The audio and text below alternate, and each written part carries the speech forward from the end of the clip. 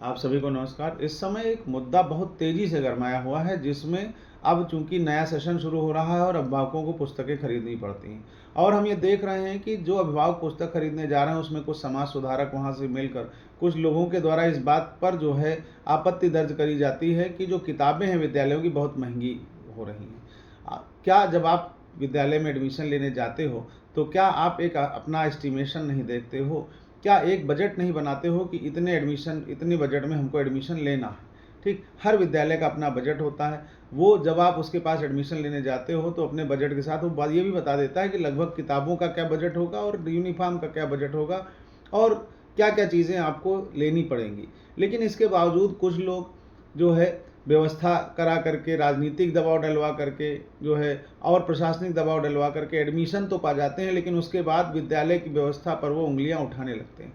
आप सबसे एक बात बता दूं कि मैं भी अध्यापक हूं, और जब विद्यालय जो है पुस्तकों को चुनने का कार्य करता है तो कई तरह के सेट पुस्तकों के विद्यालयों में आते हैं।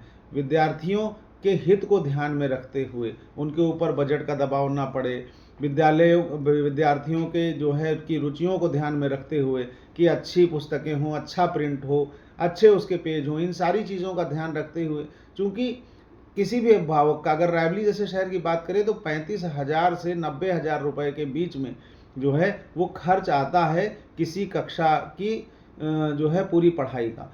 अब आपके ऊपर लमसम अगर एक बात कहता हूँ कि अगर आप पुस्तक का कॉस्ट देखें तो हाँ, लगभग पूरी फीस का लगभग 10% हिस्सा, 10 से 15% हिस्सा पुस्तकों पर जाता है। जो पुस्तक अध्यापकों को जो पुस्तक अध्यापक पढ़ाएंगे, अगर उस पुस्तक की क्वालिटी ना हो, जैसे कि आप एक बात सोचिए कि एनसीईआरटी की जो पुस्तकें हैं, जो है कक्षा 9 से 12 की पूरी पुस्तकें 1,000 रुपए के अंदर आ जाती हैं, लेकिन क्या बिना किसी हेल्प बुक के कोई भी बच्चा जो है उन पुस्तकों को पढ़ पाता है? बिना सहायता के क्या कोई उनको पढ़ पाता है? तो ये एक बहुत बड़ी चीज़ है कि पुस्तकें तो 1,000 रुपए में आती हैं, लेकिन हेल्प बुक की अगर आप बात करें तो लगभग 5 से 8,000 से नीचे कोई हेल्प बुक नहीं आती। अभिभावक कोचिंगों पर 3,000 रुपये प्रति माह के दर से, 5,000 रुपये प्रति माह के दर से, बड़ी बड़ी कोचिंगें आ गई, लाख रुपए साल के दर से खर्च करने को तैयार है, लेकिन पुस्तक के नाम पर यहाँ तक कि बाहर भेजने को, कोटा भेजने को तैयार है, लाखों रुपए खर्च करने को तैयार है। लेकिन जो विद्यालय, छोटे से बड़े विद्यालय खुले हुए हैं, जो विद्यालय पुस्तक अच्छी लगा करके पढ़ाना चाहते हैं, उनका विरोध प्रारंभ हो जाता है केवल कुछ समाज सुधारकों की तरफ से। ये अत्यंत गलत बात है, बहुत ही जो है निंदनीय बात है कि आप ऐसी बात करते हैं। ऐसी बातें समाज में लाना गलत है। यदि एडमिशन कराना है तो अपने बजट के हिसाब से, ऐसे भी विद्यालय हैं जो कम फीस में पढ़ाते हैं, उनकी पुस्तकें जो हैं कम पैसे में मिलती हैं। बहुत सारे हमारे सरकारी विद्यालय हैं जो है, आप वहाँ एडमिशन क्यों नहीं लेते जा करके? अच्छे अध्यापक हैं सभी जगह पर, और आप जिस भी विद्यालय में एडमिशन लें जो है वहाँ अपने बजट के हिसाब से लें, बिना किसी जुगाड़ के लें, अपने बच्चे की जो क्षमता है उसके आधार पर लें। आप जो है बिना क्षमता के किसी विद्यालय में एडमिशन लेते हैं, उसके बाद उसकी पुस्तकों को लेकर के, दुकानदारों को लेकर के, जो दुकानदार अगर कोई बिजनेस करेगा, साल भर में एक बार का, 1 महीने का उनका बिजनेस होता है, अगर वो व्यवसाय करेगा बिना फायदे के, क्या व्यवसाय करेगा? आप खुद ही बताइए।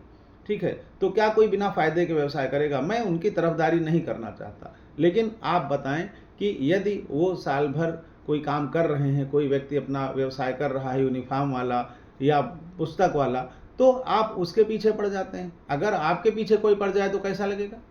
ठीक है, तो किसी के पीछे पड़ना अच्छी बात नहीं है। सभी अभिभावकों से अनुरोध है, आप सभी हमारे भाई हैं, और अपने बजट के अनुसार किसी विद्यालय में एडमिशन लें और उसी के आधार पर आप जो है शिक्षा ग्रहण करें। पुस्तकें महंगी नहीं हैं, हमारी सोच शायद सस्ती हो चुकी है। इन्हीं शब्दों के साथ मैं अपनी वाणी को विराम देना चाहूँगा। बहुत बहुत धन्यवाद।